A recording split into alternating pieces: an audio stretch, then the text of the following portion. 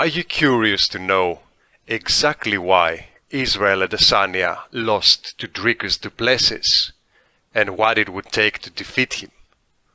Let's find out.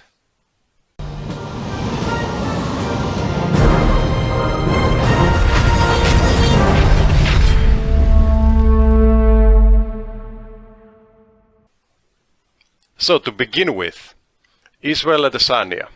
He's a guy who is a great kickboxer. He has been dominating kickboxing for many years. And in kickboxing, he's really hard, if not impossible, to beat. And yet a guy like Dricus du Plessis, who has anything but refined striking, and who, to quote Robert Whittaker, runs after you as if you stole something from him. He managed to land very hard punches against Adesanya, rock him, drop him, and choke him out.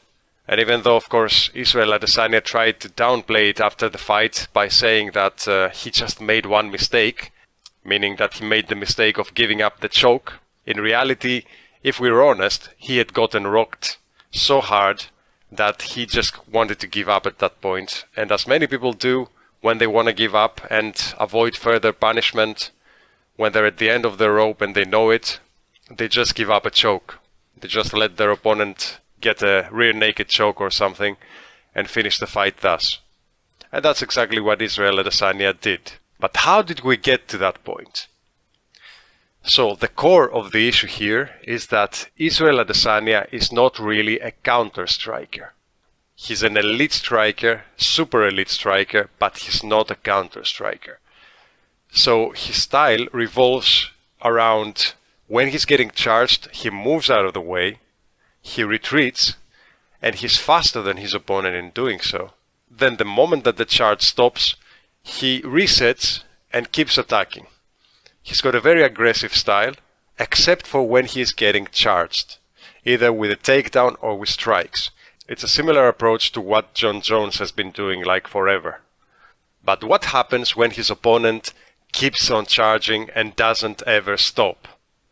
Well, Dricus du Plessis happens. If you don't at some point stand your ground and strike back at your charging opponent, then at some point you're gonna run out of octagon. You're gonna run out of ring space to run away at. And that is when your opponent is gonna get you in a grappling match and in a takedown, which is what happened with Dricus du Plessis. And also that is when your opponent is gonna finally land those ham-fisted punches, which is exactly what happened with Dricus du Plessis.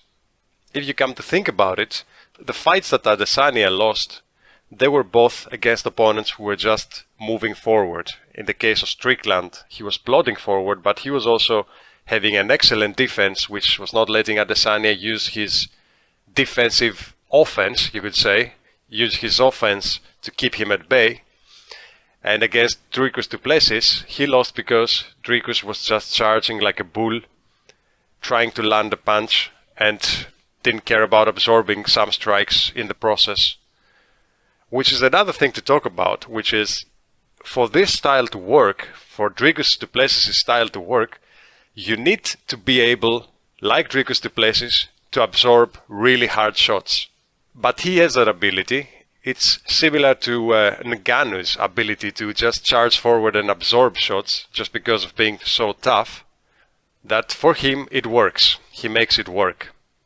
Now, what would be the way to beat a fighter like Dricus du Plessis? There are two ways to do it, and if I'm honest, I can only think of two ways ever being possible to do it.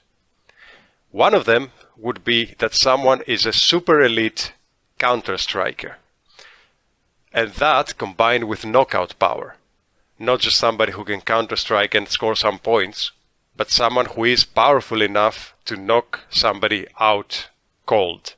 So if such an elite counter striker caught Dricus du Plessis with his punches or his kicks, then that might work.